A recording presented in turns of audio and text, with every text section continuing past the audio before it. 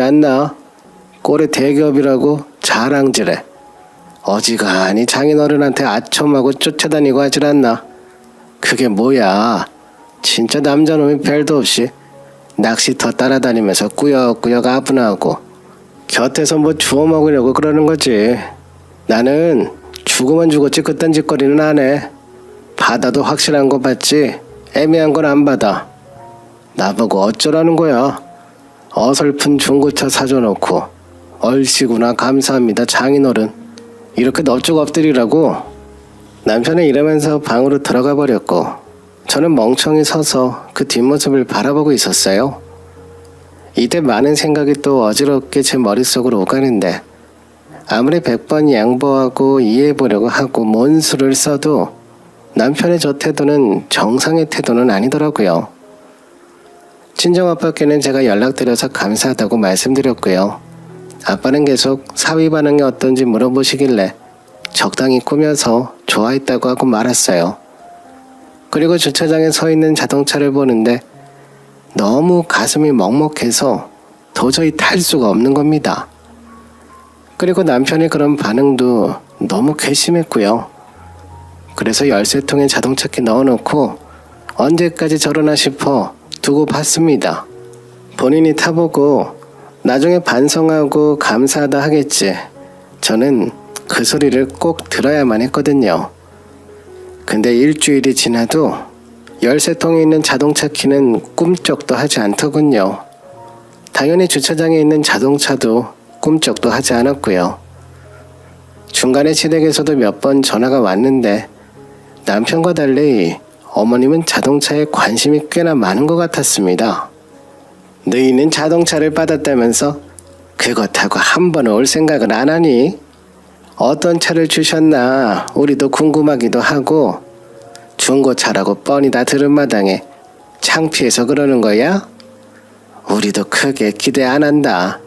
뭐 얼마나 차가 후질근하면 그거 타고 한 번을 못 오는 거야? 요즘은 중고차도 환불 가능하다 하던데 너무 심하면 그냥 돌려드리던가.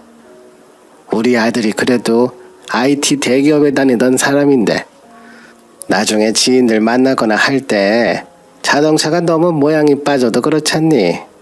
아무튼 그거 타고 오기가 정 그러면 내가 한번 가서 봐야겠다. 우리 친정아빠가 이런 반응을 기대하고 사주신 게 아닐 텐데 저는 중간에서 너무 황당했습니다. 모양이 빠지네 뭐하니 그런 소리를 늘어놓는데 제가 무슨 소리를 하겠나요. 차는 일주일 전에 왔는데 남편은 주차장에 한 번을 내려가 보지도 않고 자동차 키도 먼지만 쌓이고 있었는데요. 그때 제 결혼 생활에 대해 전반적으로 한번 다시 돌아본 것 같아요. 부부가 서로 위기를 잘 해결해가면서 넘어가는 것도 중요하지만 사람의 본 모습이라는 것이 위기일 때 더욱 적나라하게 나오잖아요. 저는 그 당시 시댁과 남편의 밑바닥 모습을 보고 있는 것 같았고요. 그리고는 주말 아침 간단하게 아침 식사를 차리고 있는데 저한테 전화가 온 겁니다. 친정아빠였어요. 제가 받자마자 사위를 찾으시길래 무슨 일인가 싶었습니다. 근데 이번엔 아빠가 사위를 바꿔달라고 할 말이 있다고 하시더라고요. 그래서 그냥 넘길까 했는데 맞은편에 앉은 남편이 그걸 들었는지 전화기를 뺏어들더니 자기가 받는 겁니다. 전화기 너머로 들리는 친정아빠 목소리는 무척 밝으셨어요. 아빠가 그러시더라고요. 어이 김서방, 트렁크 열어봤지? 사실 물어볼까 말까 했네. 자네가 괜히 민망해서 연락 안 하는 것 같아서 말이야. 거 사양하지 말고 편하게 쓰게. 대신 아껴서 잘 사용하길 바라네. 그럼 또 연락하겠네. 이 말을 들은 남편과 저는 순간적으로 동시에 아무 말 없이 서로를 잠깐 응시하게 됐어요. 이 얘기는 누가 들어도 차 안에 뭐가 있다는 말이었고 그건 확실히 범상치 않은 어떤 사물이라는 의미였으니까요. 근데 그 자동차에 일주일이 되도록 문 한번 열어보지 않았으니 어떤 귀한 게 들었는지도 모르는 상황이었으니 남편도 깜짝 놀라는 것 같더라고요. 한 몇 초 후 남편은 전화를 허겁지겁 끊고는 슬리퍼도 짝짝이로 신고 대충 신고 주차장으로 막 뛰어갔어요. 저 역시 신경이 쓰여서 국자와 그릇 다 대충 담궈놓고 곧장 뒤따라 내려가는데요. 가보니 남편은 한쪽 신발은 어디에 흘렸는지 맨발이었고 그런 맨발도 신경이 안 쓰일 정도였는지 활짝 열린 자동차 트렁크를 멍하니 바라보며 심각한 얼굴로 서 있더군요. 아빠가 사주신 중고차 트렁크 내부에는 새 모니터 2대가 나란히 들어있었어요. 솔직히 이쪽은 저도 잘 모르긴 하지만 맨날 남편이 노래를 부르고 자기 일에 자부심을 갖고 떠드는 터라 비싸고 좋다는 브랜드명 정도는 알고 있었거든요. 아빠가 세팅해둔 그 모니터는 전부 최고급이었고 각각 200만 원이 넘어서 합이 500은 좋게 되는 것들이었어요. 사위 본업이 프로그램 관련한 일이고 하는 내내 컴퓨터 불평을 하고 짜증이 많았던 걸 아빠도 알고 계셨죠. 남편이 버릇처럼 하는 행동이 있는데요. 눈이 뻑뻑하다며 눈을 꿈뻑꿈뻑 하는 게 있는데 친정에서도 자주 그랬고 그걸 아빠는 기억해 두신 것 같았습니다. 그래서 최고급 모니터를 사다가 자동차 트렁크에 넣어두신 거였어요. 그런 사이를 위해 딸의 남편이라는 자리에 있는 이 인간을 위해 우리 아빠가 나름 열심히 알아보고 사신 듯 했어요. 아빠가 이쪽을 저렇게 섬세히 알아보고 잘 알 리가 없고 아무래도 같이 알아봐줄 사람은 제부밖에 없었을 거란 생각이 들더군요. 그 순간 저는 울컥하고 뭔가 올라오면서 가슴 한쪽이 몹시 쓰라리게 느껴졌어요. 그런 생각에 제대로 잠기기도 전에 제 눈에 띄는 무언가가 또 있었는데 모니터 상자 위에 하얀 봉투가 붙어 있는 거예요. 거기에는 저에겐 아주 익숙한 투박하게 휘갈겨 쓴 아빠의 손글씨가 적혀져 있었어요. 김서방 고생 많지. 처자식 먹여 살린다고 고생이 많네. 건강이 최고야. 건강 없으면 아무것도 없는 거야. 기왕이라는 거 건강 해치지 말고 일 잘하세. 자네 눈 나빠졌다고 미경이가 걱정이 많다네. 안경도 좋은 걸로 하나 맞춰서 쓰게. 동시에 저와 봉투를 확인한 남편은 안을 열어서 5만원권이 가득히 들어있는 걸 보게 됐어요. 대강 보니 100만원 돈은 되지 않을까 싶더군요. 여기서 저는 저도 모르게 눈을 질끈 감아버렸는데 이때 제 옆으로 둔탁하게 뭔가가 미끄러지는 소리가 났어요. 다시 눈을 떠보니 남편이 스르륵 주저앉았더군요. 그러면서 온 얼굴이 일그러지더니 양손으로 그 얼굴을 가리고 어깨를 바들바들 떠는 거예요. 이내 흐느끼는 소리가 나더니 한많은 사람이 그 회한을 토해내듯 격한 울음소리가 들려왔어요. 한참을 그러고 남편은 어딘가 아픈 사람처럼 온 상체가 달달달 떨려가며 눈물을 쏟아냈고 저는 미간에 몇 번이나 찌푸렸다가 다시 폈다가 다시 찌그러뜨리기를 반복했어요. 저 역시 아빠의 흔적들을 보며 당연히 울컥한 마음이 들었어요. 아마도 평범한 가정의 부부였다면 이걸 보고 같이 부둥켜 안고 울었을 테고요. 근데요, 글쎄요, 저는 아니었어요. 여보, 나 아버님한테 전화드려야겠어. 저는 그 말에 얼굴을 일그러뜨리며 세차게 고개를 흔든 다음 그런 거 하지 말라고 했어요. 그리고 일단 할 얘기가 있다고 했죠. 남편은 그런 저에게 또 의문스럽다는 표정을 짓더니 전화기 어딨냐며 제 이야기는 듣지도 않길래 그 뒷모습에 대고 이렇게 말했어요. 전화하지 마. 그리고 걱정도 하지 마. 이제 연락할 일 없을 테니까. 죄송해야 될 타이밍은 이미 진작에 지나가 버렸고 이제 와서 뭘 어떻게 하려고. 이번 일로 나도 생각을 정리해봤는데 같이 사는 거 이제 그만하자. 나만 불쌍하면 그냥 내 팔자다 하고 살겠는데 우리 친정 가족들도 너무 불쌍해지고 내가 뭐하러 이렇게 살아야 하는지 모르겠네. 우리 그만 정리하는 게 맞는 것 같아.